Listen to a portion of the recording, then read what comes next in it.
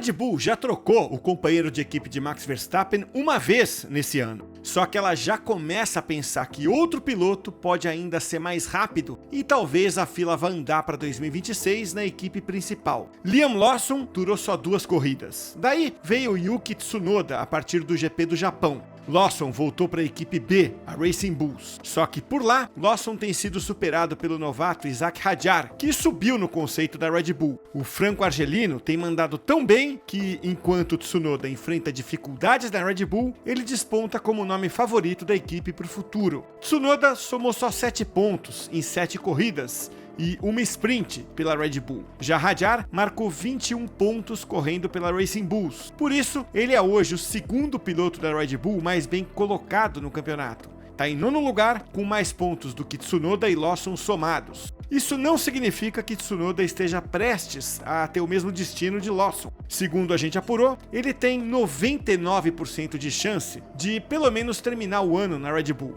O 1% restante, claro, seria um cenário extremo e improvável, como se classificar em último várias vezes seguidas. A possível promoção de Hadjar em 2026 reflete, por enquanto, um padrão. Tsunoda enfrenta as mesmas limitações de quem tenta ser companheiro de Verstappen, enquanto Hadjar vai construindo uma temporada de estreia cada vez mais sólida. Mas antes de a gente explicar o que é que não está funcionando com o japonês, vale entender por que Hadjar vem chamando tanto a atenção da Red Bull.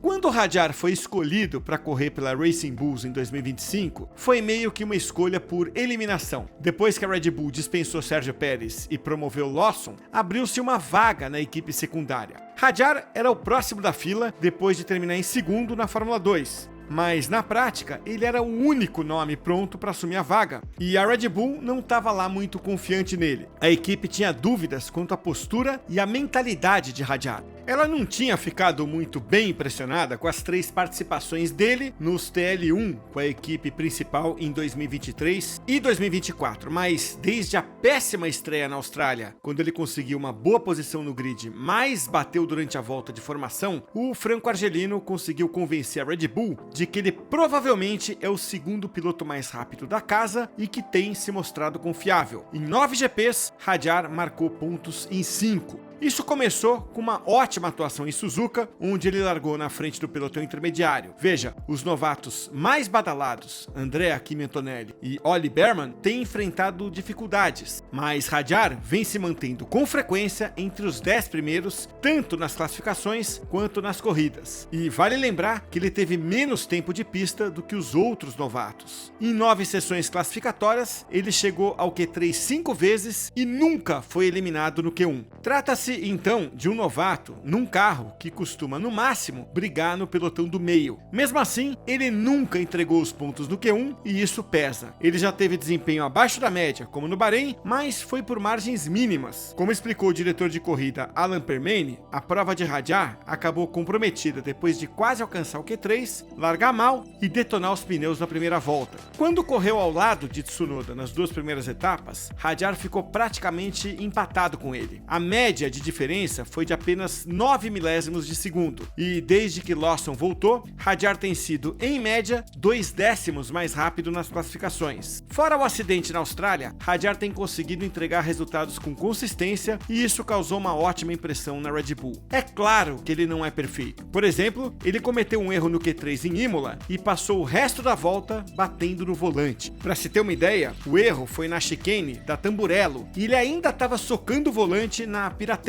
5 curvas depois. Mas ele se recompôs e fez uma boa corrida. Algo parecido aconteceu em Suzuka, quando o desconforto físico que ele sentiu no Q1 parecia que ia desestabilizar Hadjar, mas ele conseguiu se recuperar, avançar no grid e marcar os seus primeiros pontos. O mesmo vale para Mônaco. Mesmo frustrado por ter batido 2 vezes no TL2, ele fez uma ótima classificação e completou a corrida com um excelente resultado na estreia pelas ruas de Monte Carlo. Ou seja, o lado emocional de Hadjar está bem presente e já deu as caras várias vezes, mas até aqui não foi prejudicial. Ele tem se mostrado bem capaz de se recompor e fazer o que tem que ser feito. Diante do bom desempenho de Hadjar na Racing Bulls, dá para pensar: E daí? Afinal, muitos pilotos já brilharam na equipe secundária, mas depois fracassaram na principal. Hadjar chamou a atenção da Red Bull quando participou do teste de jovens pilotos em Abu Dhabi no final de 2024. Vale lembrar que naquele dia, Tsunoda também pilotou o carro da Red Bull, com a única diferença de que Hadjar usava os pneus Pirelli de 2024, enquanto o japonês testava os compostos da versão 2025. Hadjar foi ligeiramente mais rápido nos tempos gerais, por 57 milésimos de segundo. Embora os tempos de teste raramente sejam confiáveis, nesse caso refletiram bem a impressão da Red Bull de que Hadjar foi o mais rápido naquele dia. Agora ele tem mostrado um ótimo ritmo para um novato, com mais altos do que baixos. Isso faz com que o jovem de 20 anos seja visto não apenas como um candidato viável à promoção, mas como a escolha mais lógica, caso a equipe conclua que não pode continuar com Tsunoda no ano que vem. Isso, claro, não seria o cenário ideal. Pierre Gasly, Alex Albon e o próprio Lawson foram promovidos cedo demais. Se Hadjar completar a temporada de 2025 e depois assumir o carro da Red Bull, ele vai ter feito mais GPs do que Verstappen e menos do que Vettel antes de estrear na equipe principal. Para esses dois, subir cedo funcionou, mas para os outros 4 promovidos às pressas, nem tanto. Infelizmente para a Red Bull, não há muitas alternativas viáveis. Atrair um piloto de ponta, alguém capaz de chegar perto do nível de Verstappen, como Charles Leclerc ou Lando Norris, fica caro demais, se é que é possível. Entre os nomes disponíveis, faltam opções. Talvez Valtteri Bottas, com quem a Red Bull chegou a negociar. Também não há garantias de que Hadjar vá conseguir se adaptar à Red Bull. Enfrentar Verstappen num carro difícil já se mostrou um desafio até para pilotos mais experientes, como Gasly, Albon, Pérez, Lawson e, no momento, Tsunoda. O carro da Racing Bulls é provavelmente o mais difícil de pilotar do grid. Portanto, se essas características forem mantidas no novo carro da Red Bull para 2026, não dá para garantir que o que Hadjar está fazendo agora seja aproveitável depois. Mas certamente ele ganhou autoconfiança. E, no mínimo, ele oferece uma alternativa à Red Bull. Porque, se a experiência com o Tsunoda der errado, Hadjar é o principal e talvez o único candidato à promoção. Se isso vai ser bom ou não para a carreira e para o desenvolvimento dele, aí são outros 500. E veja, isso também criaria um novo dilema para a Red Bull. O que fazer com o Tsunoda se ele continuar com os resultados fracos, hein? Isso sem contar que há pelo menos mais um jovem na fila, Arvid Lindblad, vencedor de corrida na Fórmula 2. É claro que uma parte essencial dessa história toda é Tsunoda. O japonês começou a passagem pela Red Bull como uma clara evolução em relação a Lawson, mesmo que estivesse disputando no máximo algumas posições na zona de pontuação. O problema é que mais recentemente ele passou a ter resultados ruins, marcados por episódios como a batida boba no Q1 em Imola e a última posição no grid da Espanha. Tsunoda ficou sem entender aquele desempenho em Barcelona. Segundo ele, o resultado não fazia sentido em relação à sensação que ele tinha dentro do carro. E ele resumiu o momento dizendo que vinha fazendo bons progressos e de repente tudo desabou. Quando foi o mais lento do Q1, Tsunoda ficou 6 décimos atrás de Verstappen, que só tinha feito uma volta mais cedo na sessão, quando a pista ainda estava mais lenta. E esse resultado não foi uma exceção. Tsunoda andou fora do ritmo o fim de semana inteiro. Ele sofreu com a instabilidade nas duas extremidades do carro e a coisa continuou na classificação.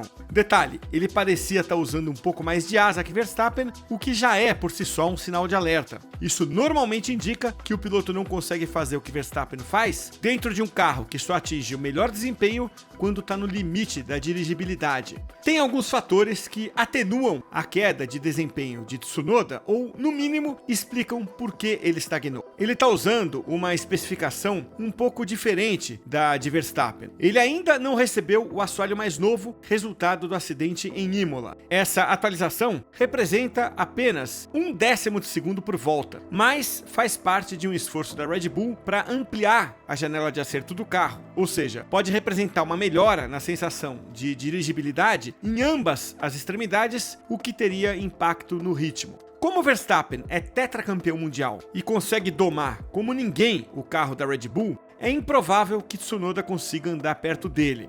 E fica claro que é um padrão. O companheiro de Verstappen normalmente fica meio segundo, ou até mais, atrás dele, em fins de semana nos quais as coisas simplesmente não funcionam para o holandês. Então, numa interpretação generosa, o que Tsunoda tem mostrado ultimamente está dentro do pior cenário habitual para um parceiro de Verstappen. Só que não chega a ser um desastre completo. E como o pelotão está muito mais próximo hoje em dia, às vezes a diferença parece maior do que realmente é quando ele está a apenas alguns décimos do ritmo. Bom, ainda assim é um tempo considerável. Há sinais de que ele está forçando demais, freando tarde e cometendo o erro clássico de tentar imitar o estilo de Verstappen. Tsunoda disse ao canal holandês Viaplay, em Mônaco, que para tirar proveito da pressão aerodinâmica gerada pelo RB21, você precisa guiar suavemente, basicamente igual a Max. Mas a Red Bull acha que Tsunoda tem que aceitar que o teto dele é um pouco mais baixo, assim como já achava com Lawson e Pérez antes. Esse é um padrão bem definido. O time e o carro estão afinados com as sensibilidades de altíssimo nível de Verstappen.